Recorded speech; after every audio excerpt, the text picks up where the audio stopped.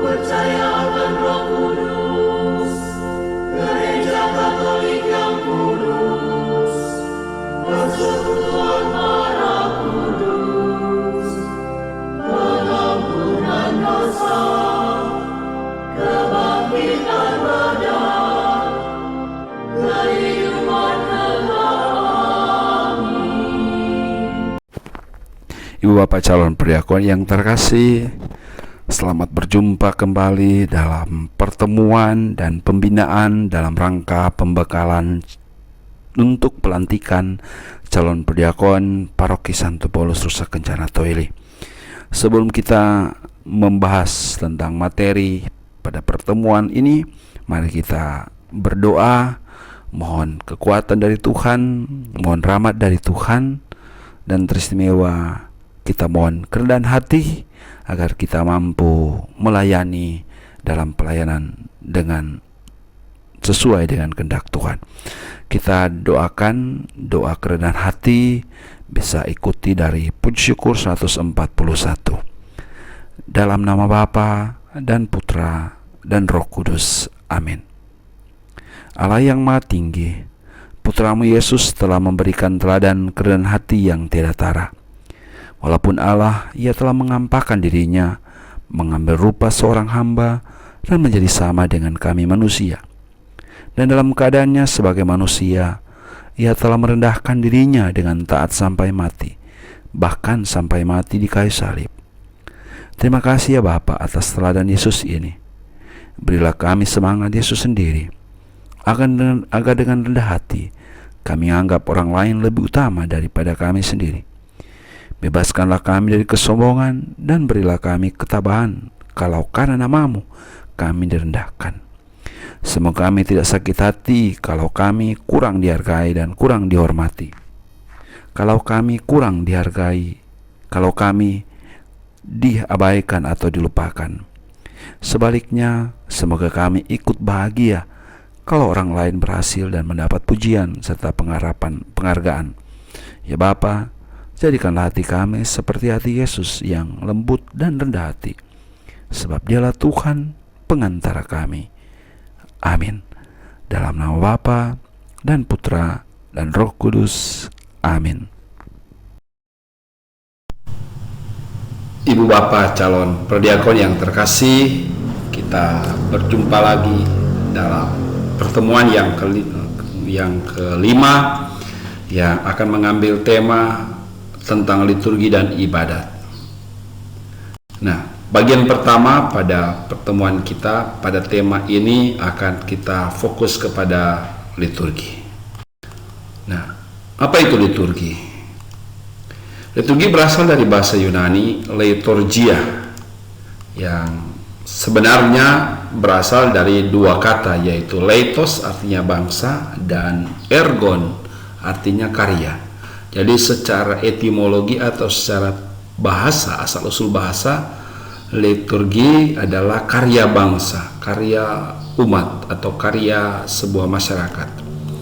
Nah, sehingga dikatakan bahwa liturgi adalah karya bakti atau karya pelayanan yang tidak dibayar, iuran atau sumbangan dari warga masyarakat yang kaya atau pajak untuk masyarakat. Jadi secara bahasa ya, tata bahasa Yunani. Nah, dengan kata lain, istilah liturgia berarti kerja bakti dari rakyat untuk rakyat atau masyarakat. Ini pengertian liturgi secara asal-usul bahasa. Ya, liturgi menurut Perjanjian Lama dan Perjanjian Baru. Perjanjian Lama mengemukakan bahwa liturgi adalah pelayanan ibadat kaum Lewi atau para imam, yakni pelayanan kepada Allah. Jadi Perjanjian Lama lebih menekankan kepada pelayanan dari kaum Lewi, yang memang ini adalah salah satu kaum dalam agama atau kehidupan sosial orang Yahudi yang memang dikhususkan untuk menjadi imam,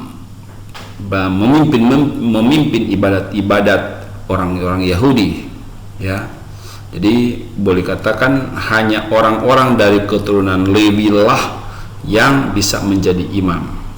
Dan mereka kegiatan atau pelayanan yang mereka lakukan itu disebut liturgi. Nah, sedangkan perjanjian baru lebih menekankan kepada pelayanan kepada sesama dalam diri Yesus Kristus. Masih ada hubungan memang dalam perjanjian lama soal pelayanan, tapi lebih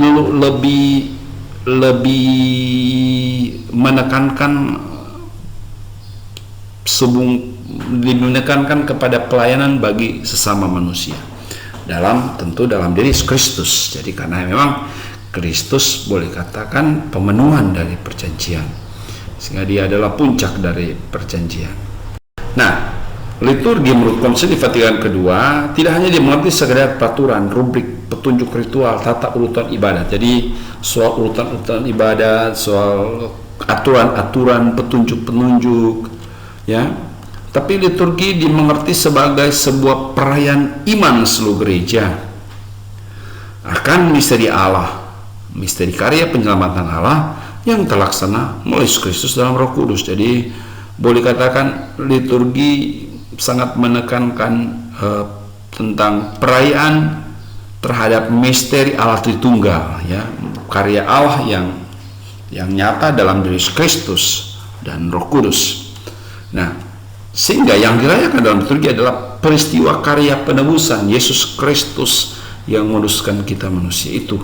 Jadi liturgi menurut Konsili Vatikan II lebih menunjuk kepada pengudusan umat Allah, ya, yang dilakukan oleh Yesus Kristus, ya, sehingga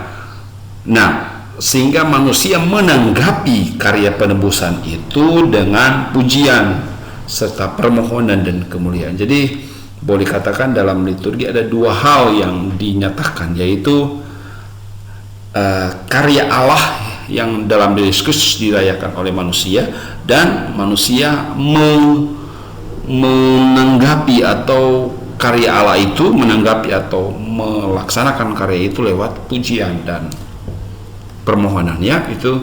Itu alurnya, alur liturgi.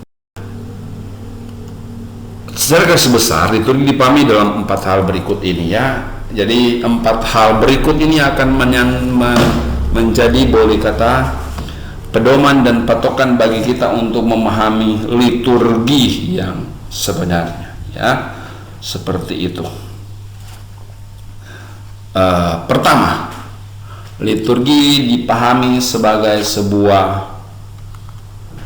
perayaan kehidupan. Apa maksudnya liturgi sebagai sebuah perayaan kehidupan?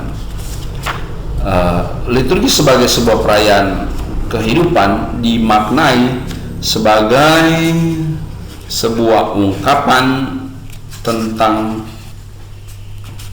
karya keselamatan Allah yang dilaksanakan dalam Yesus Kristus sehingga penebusan itu terjadi, ya. Nah, artinya apa?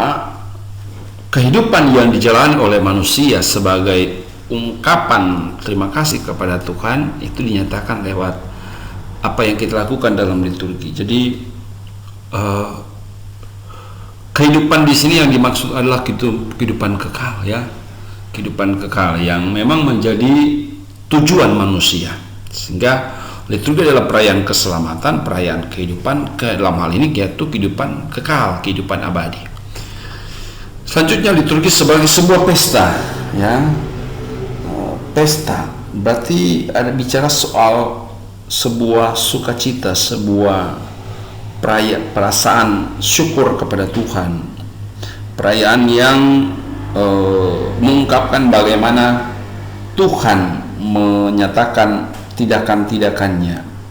Nah, jadi bicara soal pesta, ya berarti kita bicara soal, ya, hal-hal yang berhubungan dengan sukacita, dengan kegembiraan, dengan kebahagiaan. Ya. Yang ketiga, liturgi sebagai sebuah peristiwa hidup, ya, peristiwa apa? Peristiwa tentu peristiwa keselamatan, peristiwa karya yang dibuat oleh Yesus Kristus dalam pelayanannya, dan itu yang dilaksanakan atau diungkapkan dalam liturgi. Peristiwa tentang karya penebusan Allah dalam diri manusia, ya. Yang keempat, liturgi sebagai sebuah persahabatan, ya. Dalam liturgi diungkapkan bagaimana relasi antara manusia dengan Tuhan diungkapkan di sana. kita bicara soal ibadat, ya. Nah, ibadat berasal dari bahasa Arab, yaitu ibadat yang berarti pengabdian kepada Tuhan, ya. Secara bahasa, ibadat berasal dari bahasa Arab, yaitu pengabdian kepada Tuhan. Artinya apa? Tindakan atau perbuatan manusia yang menyatakan bakti kepada Allah, yang didasari ketaatan mengerjakan perintahnya dan menjauhi larangannya. Itu alur dari ibadat. Bicara soal tindakan manusia yang dilandasi atas ketaatan untuk mengerjakan perintahnya dan menjauhi larangan. Ibadat dalam perjanjian baru itu pertama-tama kita lihat dalam Roma bab 12 ayat 1 yang menyatakan supaya kamu mempersembahkan tubuhmu sebagai persembahan yang hidup, yang kudus dan yang berkenan kepada Allah. Itu adalah ibadatmu yang sejati, ya.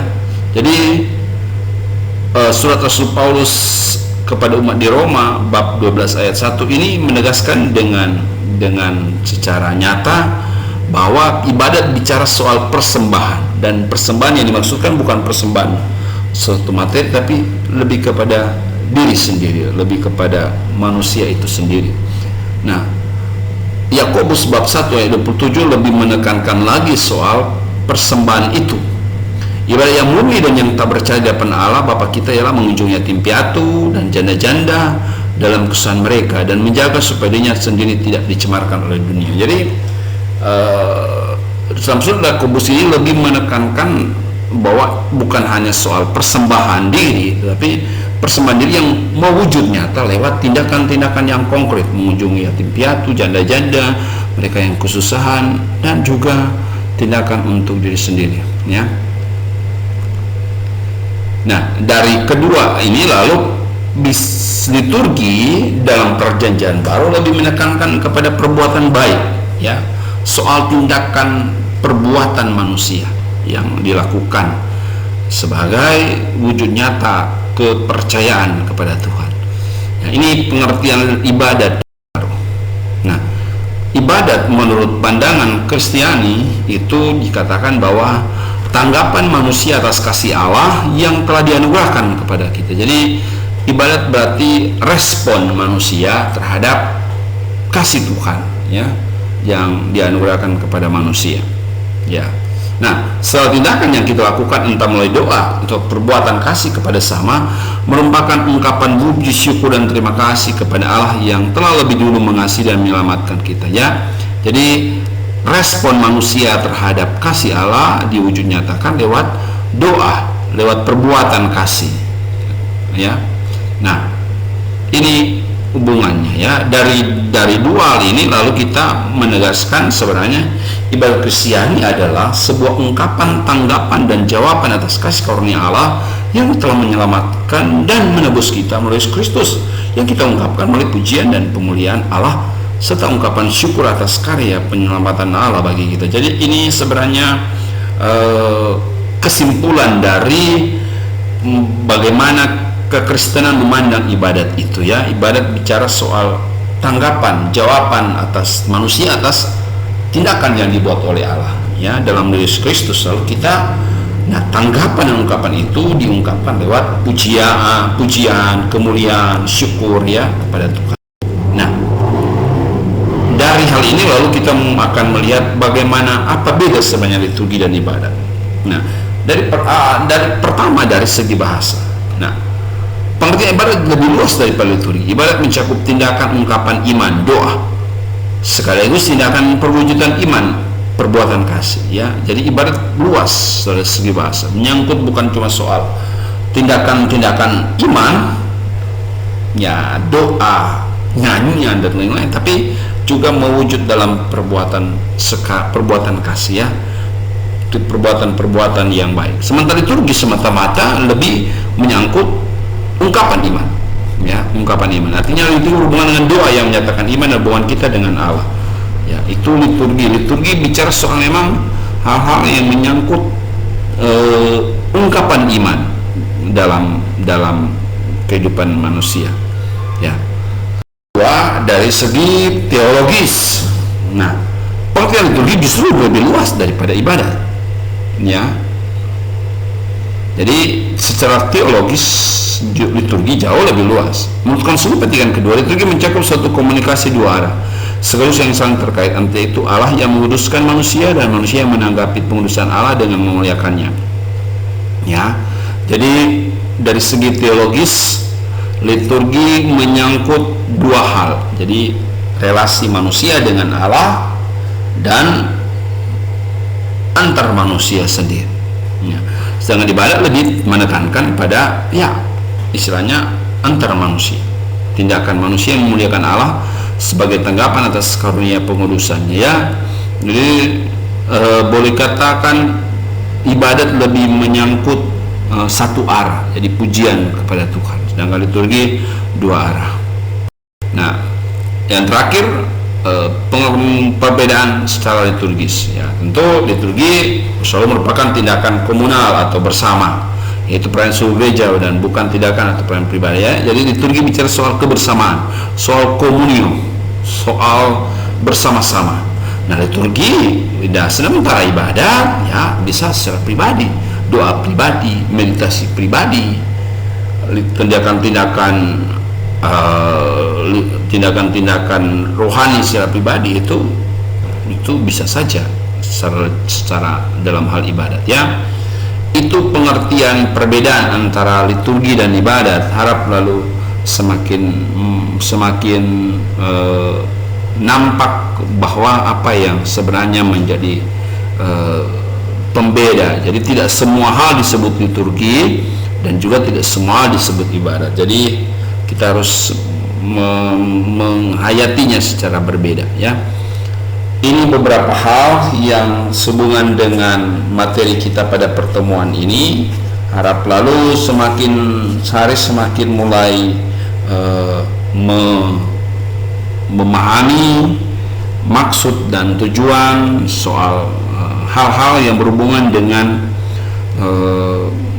pelayanan Anda nanti. Selengkapnya nanti memang dalam bina lanjut, dalam pembinaan ini akan kita perdalam lagi, ya.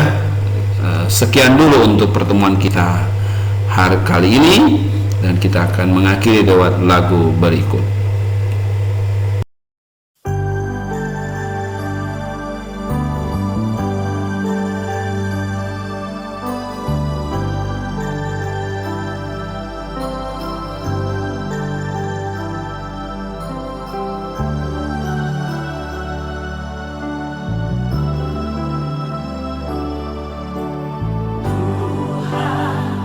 Adalah gembalaku, takkan kekurangan aku.